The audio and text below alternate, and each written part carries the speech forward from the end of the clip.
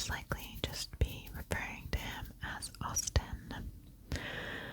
So Austin murdered a couple randomly in Florida, near Jupiter, Florida, and he stabbed their neighbor. Just want to give you a little bit of background about the case. The couple that was murdered, their names were John Stephens and Michelle Mishkan. They were like a welcoming, warm couple. They loved to throw parties. The husband was like a fisherman, outdoorsman, and they invited their neighbors over all the time. They had friends and family over. They like to throw parties in their garage. They lived in like a big 5-bedroom home, but most of the fun and excitement happened in their garage during their parties. So on August 15th, 2016, Austin was found on top of the body of John Stephens. And police noticed that like his head was down, he was kind of growling. And when he picked his head up, they saw that he was actually chewing on John Stephens' face.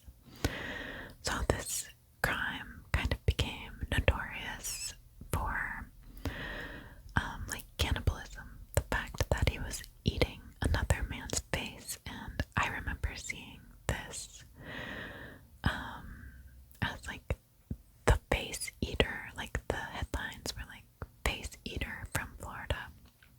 You know how the media likes to sensationalize things like this. So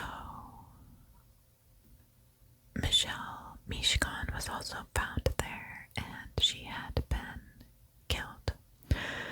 Both of them had been beaten. It was like a brutal murder. So let's go over a timeline starting with August 15th, 2016. So that day before the murder, Austin went out to dinner with his father, his sister, and his father's girlfriend. They went to like a bar and grill, a local bar and grill. And afterwards, he went over to his mother's house, and there his mother reported that he started to act kind of strangely. One of the things that she said that she noticed was that he decided that he was going to drink cooking oil. Eventually, she ended up taking him back to his father's house. And I don't know if I mentioned this yet, but he was 19 years old at this time. And he finally ended up at John and Michelle's home. He ended up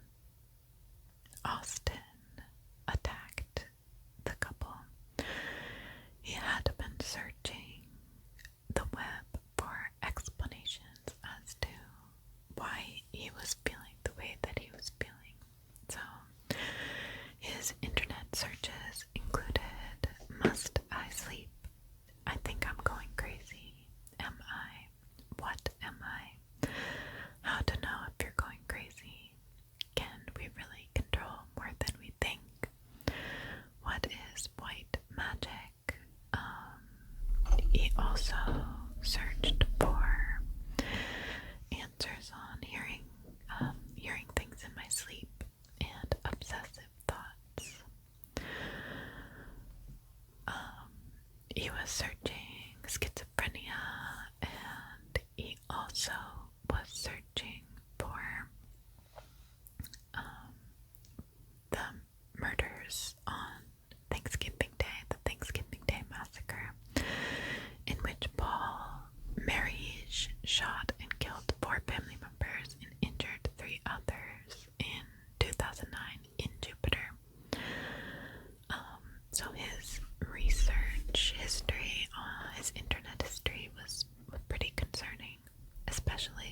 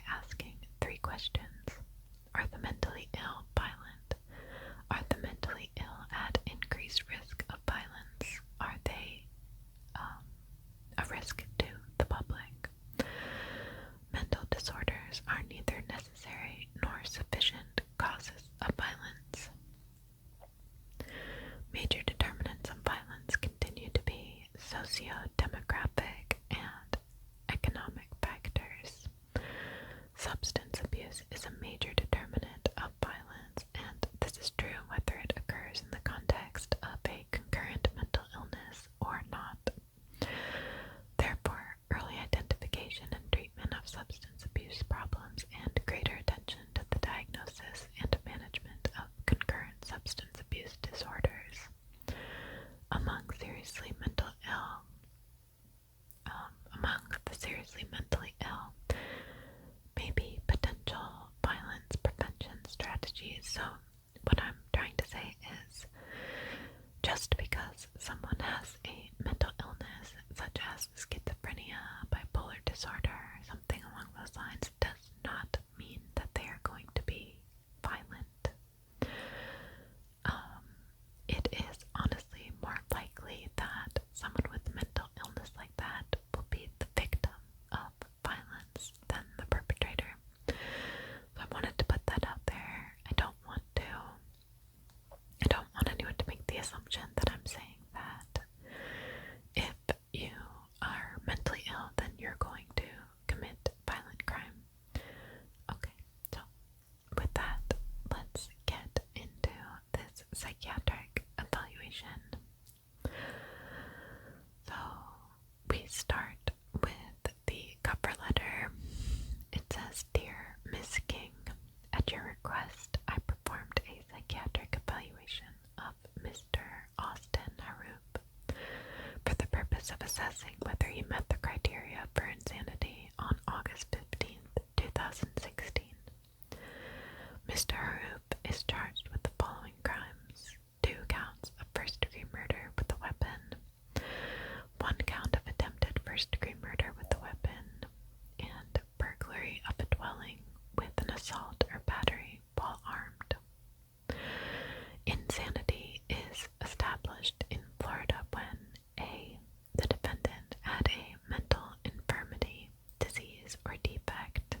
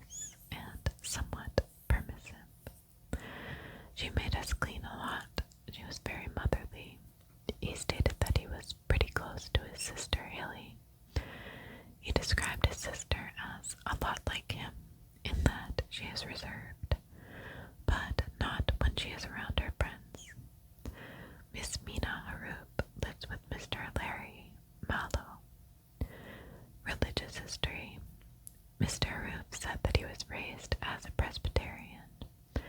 He indicated that he became an atheist at age 18, but he started to have renewed religious feelings in the summer of 2016. He researched Krishna, Buddhism, and Jesus in the summer of 2016. Upon inquiry, he felt that in retrospect, his research of religious figures was related to his mental illness. The next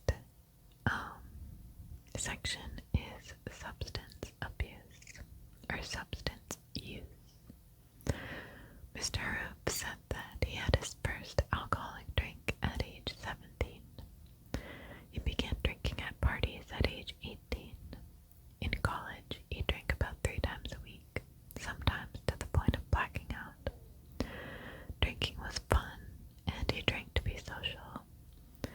He felt some pressure to drink from his fraternity brothers. He never drank alone. He found it easier to be social, and he was less anxious when he drank.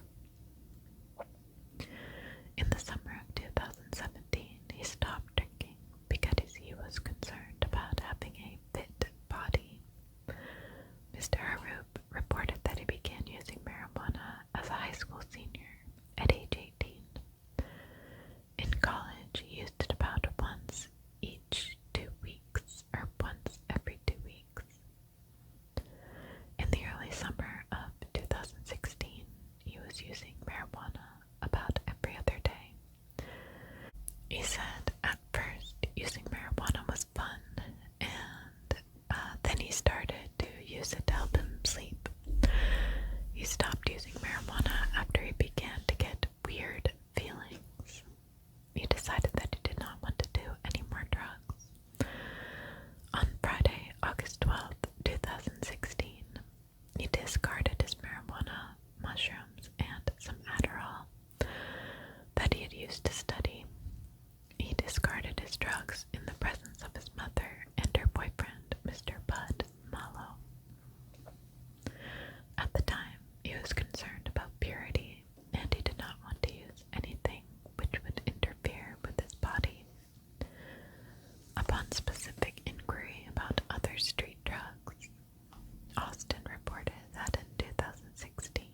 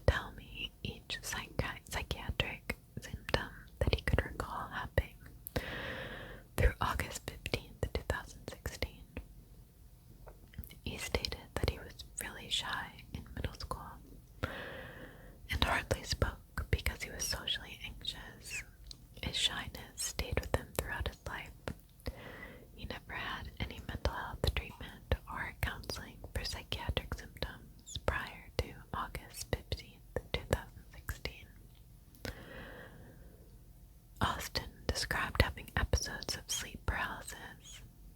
The episodes started in kindergarten and happened 5 or 6 times while he was in elementary school. Sometimes he could not move or talk in a waking state. On one occasion, he felt like he was abducted by aliens. Austin had sleep problems in college, so he took 10 milligrams of melatonin nightly during his second semester and through the summer of 2016. The melatonin did help some. He noted that alcohol use kept him up at night. Mr. Harrouff had intermittent depressive feelings ever since middle school. In high school, he began to have some depression that lasted for up to 2 days, and then he would snap out of it and be happy. Usually his depressions lasted for a few hours to a day or two, and they occurred about once a week. He estimated that 60% of the time he would get depressed randomly, and 40% of the time in response to some situational stressor. I reviewed with Austin whether he had symptoms of major depressive disorder, as delineated in the Diagnostic and Statistical Manual of the American Psychiatric Association, 5th edition, DSM-5. He reported that his feelings of depression never lasted as long as 2 weeks. When he did have his brief depressions, he sometimes had a depressed mood most of the day, nearly every day, and did not take pleasure in things. He had some sleep difficulty, but he did not relate that to having a depressed mood. He sometimes had fatigue, feelings of worthlessness, and some difficulty concentrating when he was depressed. He never had any suicidal thoughts or preoccupation with death.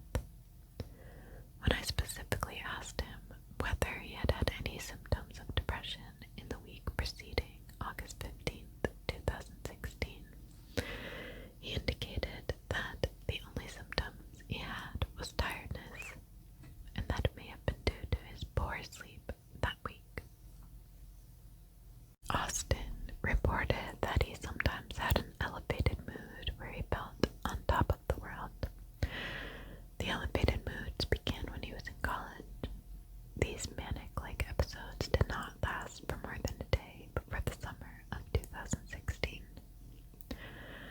Mr. Harrouff reported that in early July 2016, he had more frequent highs and his elevated moods were more intense. He experienced higher highs and lower lows. He began feeling really good about himself. He decided to become a popular singer of rap and popular music. This was out of character for him. He was convinced that if he worked hard at it, then he would be highly successful. He became much more passion conscious, which tied in with the idea that he expected to become a public figure, either as a famous, popular singer or in some other major leadership role. He began making YouTube videos of his singing under the pseudonym Austin Frosty. He became obsessive about his musical efforts. He worked harder on his music when he had an elevated mood, but he persisted in his musical efforts even when he did not have an elevated mood. When he visited his girlfriend, Katie Alexander, in Tampa the weekend of August 4th through the 7th, he stayed up all night with obsessive thoughts regarding music. Austin thought of dyeing his hair blue to bring attention to himself. He would not normally consider doing that.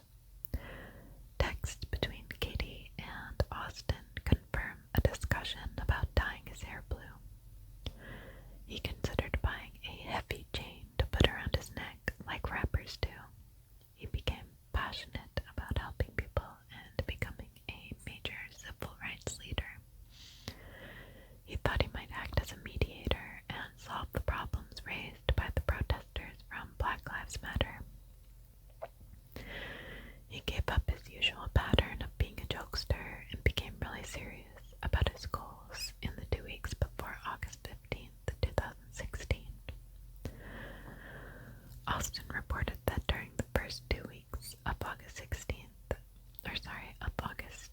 2016, he became too friendly with people. Some of his dental patients laughed at him. He became very concerned about his dental patients' distress. For example, one patient told him that all of his friends died of AIDS. He felt a special bond with this patient because they shared the same birthday. On Friday, August 12th, his last day at work in the dental office, he cried during much of the day because he felt so bad about other people's problems. In the week preceding August 15th, 2016, he felt like his brain was always running, and he felt like he had a superpower. His consistently elevated mood was sometimes intermixed with fatigue, but not depressed feelings. He did not feel anxious. In fact, he described himself as fearless. He had trouble sleeping that week. Sometimes he only got 2 hours of sleep. When he spent the weekend visiting his girlfriend, Katie Alexander, in Tampa, the weekend of August 4th through the 7th, he was up all night. He saw monsters upon awakening. In college, he once heard and saw a demon-like figure, but he was unsure whether he was awake or asleep, or if it occurred while he was just waking up. After he came back from visiting Katie Alexander, he began researching philosophy, religion, and the Illuminati. He became preoccupied with philosophical and religious ideas. He studied philosophy, Tony Robbins, Lincoln, and Krishna. He became interested in yin and yang.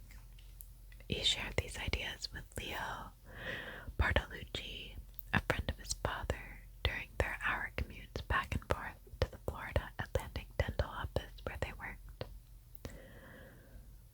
Austin believed that he could manipulate the water while sterilizing dental instruments at work. He believed that the water served as a source of power for him. The water would sculpt to my hands. The water gave him added energy which would go inside him. He believed that he could bless the water, which would cause it to be sterilized. He concluded he was special, and that no one else could direct the water the way that he could. Mr. Harrouff developed a belief that he would be the next great civil rights leader. He fasted like Gandhi. He changed his phone screensaver to a picture of Gandhi. He wanted to unite everyone. He believed that he had a special charisma. He indicated that he could talk to anyone without caring what they thought of him. He thought that he was really talented, not just a rap musician. He believed that he could accomplish anything that he wanted to. On Friday, August 12th, 2016, Mr. Harrouff thought that he had superpowers within him. He felt like I was Jesus. He walked in a slow, harmonious manner like Jesus. He felt a responsibility as a Jesus-like person to try to solve the problems of other people. Austin began to wear light clothes because Jesus wore light clothes. He was attracted to light rather than dark, not just in clothing.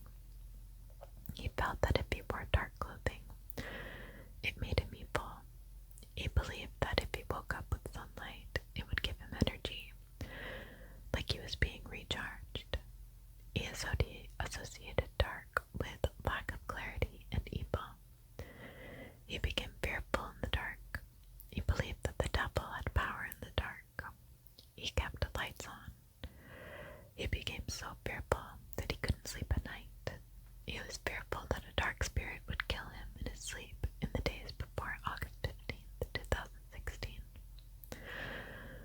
I reviewed with Mr. Harrouff whether he had ever had the symptoms of manic episodes as delineated in the DSM-5. He reported that during his manic-like episodes, which did not last for more than a day, that he had an elevated mood with increased decreased self-esteem, decreased need for sleep, increased pressure to talk, racing thoughts, and increased goal-directed activity. However, his brief elevated moods were not sufficiently severe to interfere with his social or occupational functioning. Mr. Harrouff reported that in the week before August 15th, 2016, he had a distinct period of abnormally and persistently elevated and expansive mood and persistently increased goal-directed activity and energy that was present most of the day, nearly every day. During that week, he had feelings of grandiosity, a decreased need for sleep, increased talkativeness, racing thoughts, and distractibility. He had an increase in social anxiety and excessive involvement in activities that had a high potential for painful consequences. Specifically, he purchased more items than usual, drove recklessly, and walked in the street where he was almost struck by an automobile. His elevated mood was sufficiently severe to cause impairment in his social and occupational functioning. He spoke inappropriately to dental patients and antagonized his friends and family. He did not take any substances which could explain his elevated mood that week. Austin's description of events preceding August 15th, 2016. In the week before August 15th, 2016, Austin kept seeing dark shadows at night when he was in bed. He developed an insight into good and evil. He believed that evil forces were coming after him. He felt the presence of evil forces in his home. He had thoughts that the devil was out to get him and his sister Haley. He believed that all the people in his mother's home were at risk of being killed, but he was especially fearful for Haley and himself. Austin moved his mattress from his new bedroom to his old bedroom so he could be closer to everybody. He made an effort to sleep in Haley's room, both because of his own fear and in order to protect Haley. During some nights in the week before August 15th, he slept with their family dog to be protected by him. He felt a special relationship to the dog and took him for a walk, which he had not done before. Austin began to collect business cards from people on Saturday, August 13th. He believed that through their business cards he could protect people. However, the next day he thought the cards might have the opposite reaction, so he ripped them up.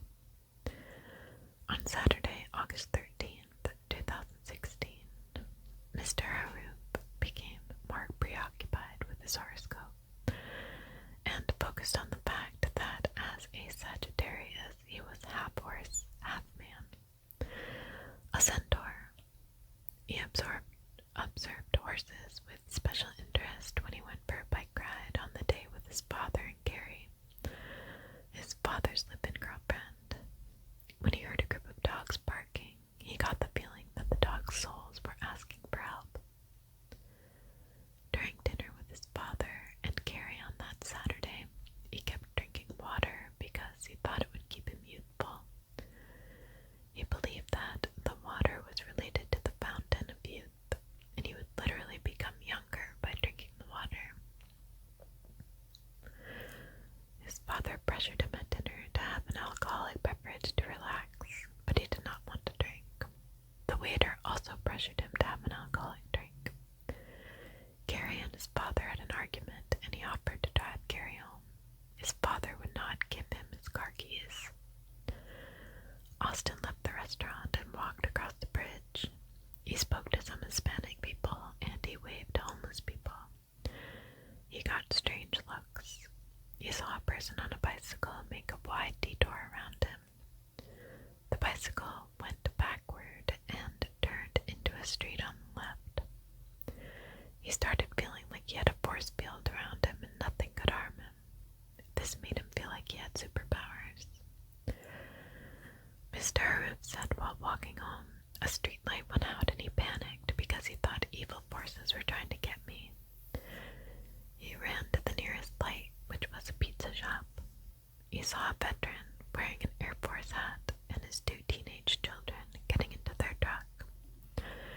Mr. Harrouff asked, "Can you guys give me a ride to the shores?"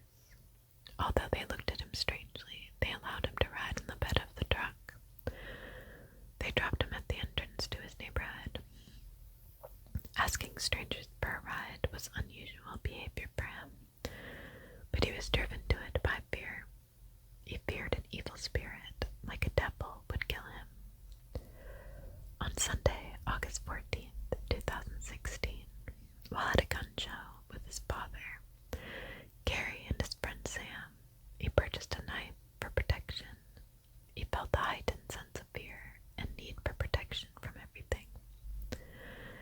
He became fearful of people and animals.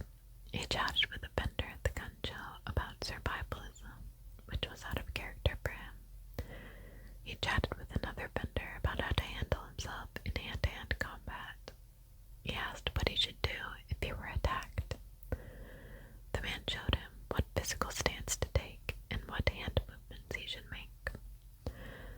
Mr. Harrouff described feeling that he was a protector of other people, and at times he felt vulnerable and fearful. He shifted back and forth between feeling invincible on the one hand and fearful and vulnerable on the other. On August 14th or August 15th, Austin began to wear his grandmother's stone cross on a thin chain for protection, even though family members told him it looked too feminine for him. He insisted on wearing it for protection. He took it off only after his father told him to. In the couple days before August 15th, 2016, Mr. Harrouff spent money more lavishly than he normally would. On Saturday, August 13th, he purchased a $300 Fitbit for himself. When he wore his Fitbit, he felt like the Terminator who would terminate evil.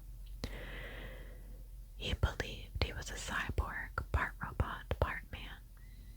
At the Sunday, August 14th, gun show, he purchased a sticker for Sam, one for himself, and a ring for his girlfriend Katie.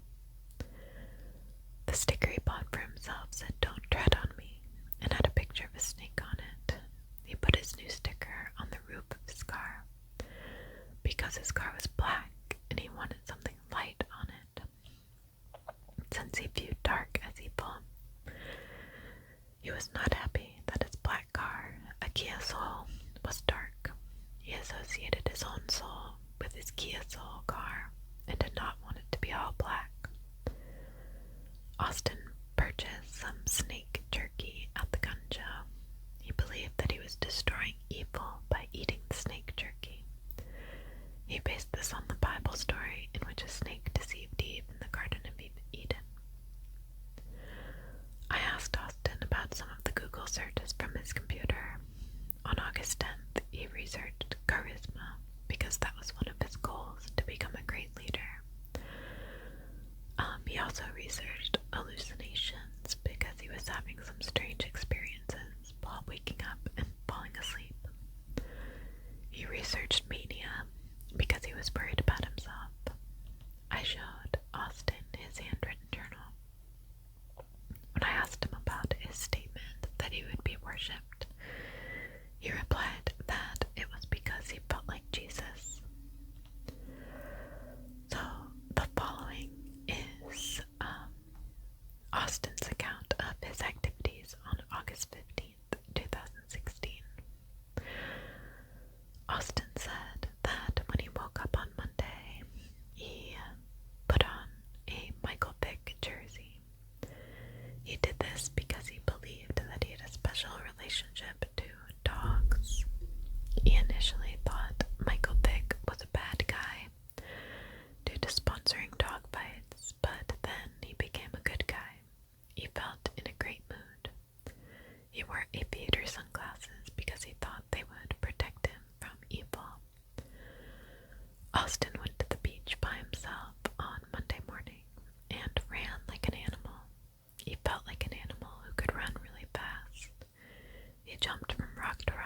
an acrobat with special powers who was capable of jumping very high. Sometimes he felt like he was a half dog, half man, and at other times he felt like he was a half horse, half man. He felt a special relationship to other dogs. He saw dogs at the beach, and he thought that was really cool because he was part dog, part man. He was convinced this was true at the time. He thought that other dogs' hair was attaching to my face. He felt good about being a half dog, half man. Austin said that he had heightened intuition, which he described as a sixth sense that allowed him to read people. He could tell if people were good or evil. A man some distance from him said, "Hey, Austin," and acted like he knew him. Austin thought he was an angel, and he did not have fear of him. Austin walked and ran to his father's house to get his car, which had been left there the previous night. He estimated that it was 3 or 4 miles from his home. It was the first time he had ever walked or ran from his home to his father's home. "I ran super fast," he said. He walked in the middle of the street and believed that nothing could hurt him. Cars went around him. He believed he was invincible. When he got to his father's house, Gary asked him to fix the XM radio on their boat. He also helped move a paddleboard at Gary's request. The father came home over the lunch hour. His father wanted him to take Xanax and handed him a bottle of Xanax. He would not take any. He was feeling invincible, and he was certain that he knew best, so he did not listen to his father. His father took physical hold of his car keys. He jumped on his father's car hood and the car roof, so the father gave him back his car keys. So it seems like his father knew that something was going on with him. Curious if he ever tried to get him help. Austin said that his father followed him in his own car to a jewelry store that he drove to in order to have his watch band altered. By the jewelry store, Austin agreed to put a Xanax in his mouth. Then he took the Xanax tablet out of his mouth and he wrote on the side of his car, "Don't trust," with the Xanax tablet. Austin said that he went to Sam's house. I think it was his friend. But he did not text him in advance as he ordinarily would. He jumped on Sam's car because he felt like an acrobat. When he was with Sam at the beach, his sister Haley called, so they picked her up and drove back to the beach. He, Sam, and Haley ran into 5 of his fraternity brothers. He was feeling distant in his head, so he walked away from them. Austin said that he was feeling godlike. He felt that he had a special relationship to God. He believed his anatomy was changing and he was getting bigger and more muscular. He felt like he was in charge of his own destiny and had supernatural powers. He felt that he knew all the religions. He felt that God was speaking to him through his actions. Austin said that they all went to a gas station and he bought some nuts and natural stuff. He continued to feel he was either half horse, half man, or half dog, half man. His feelings switched between the two. Austin said that he, Sam, and Haley then went to the home of one of his fraternity brothers named Dave Yates. Others at the house smoked weed and drank alcohol, but he did not. He took a beard and poured it on his left hand. He thought he absorbed the beer through his hand, like I was feeding my hand. Austin played with a lacrosse ball and jumped around.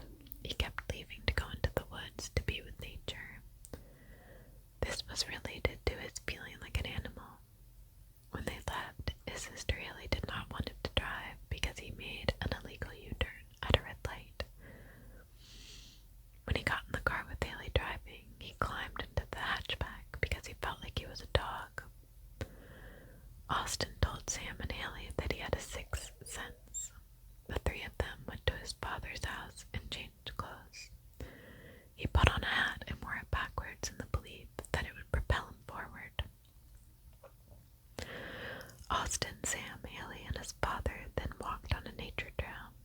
he saw 2 turtle shells that were empty. This made him think that his father was like a slow turtle. He feared that his father would die. He believed there was danger from an evil spirit. He took out the knife that he purchased at the gun show and attempted to take a leadership role. However, his father told him to put the knife away. He thought everyone told him to run, so he sprinted. He tried to get out of the development and jumped over a wall. He next recalled that Carrie appeared with a car and the 4 of them went to Duffy's for dinner. While they were at Duffy's, he felt stuck at the table after he ordered chili. Duffy's was the bar and grill that I talked about before. He felt the need to leave and left Duffy's without telling the others. He believed that he was an angel of death and Carrie was an angel of life. He felt the presence of the Grim Reaper. Austin could not recall how he got to his mom's house. He had a vague recollection of throwing his phone down at his mom's house. He may have put on his Trump hat at this time that his father had given him. He put it on backwards so it would propel him forward. He was uncertain when, during the day, that he did this. He did not recall drinking Wesson oil at his mother's house, but he did recall being natural like an animal. The way his mother reacted to him made him feel like his behavior was weird. His mother drove him back to the bar and grill to Duffy's. When Mr. Harrouff, or Austin, returned to Duffy's, his father grabbed him by the shirt.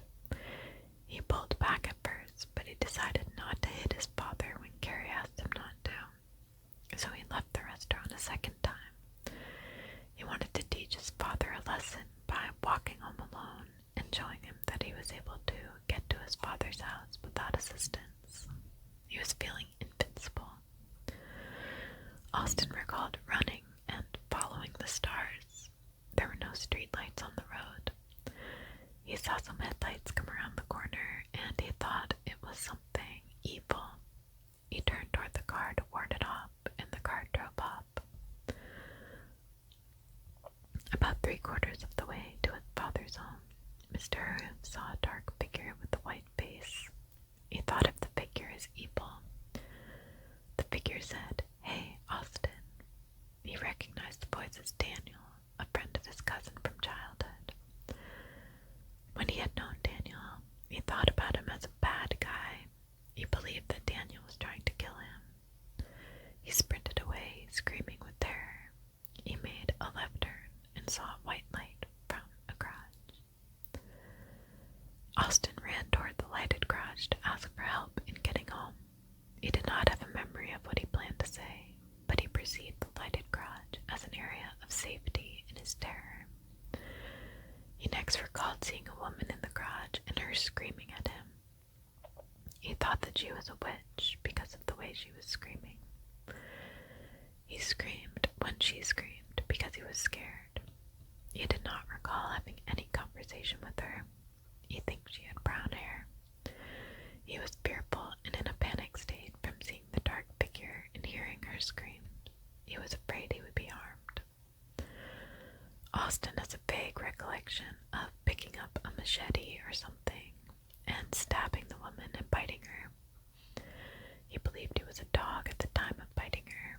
He was unsure of the sequence of events in the garage. His best recollection was that he drank a bottle of alcohol or something while in the garage after stabbing the woman. He next recalled seeing a guy in the doorway and a dog. I think I stabbed him too.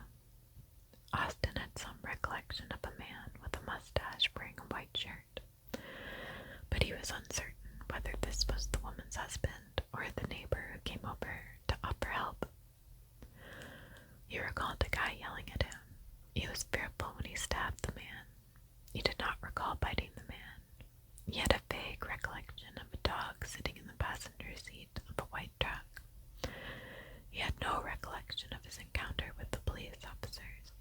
His next recollection was waking up in the hospital. I asked Dr. Harrouff,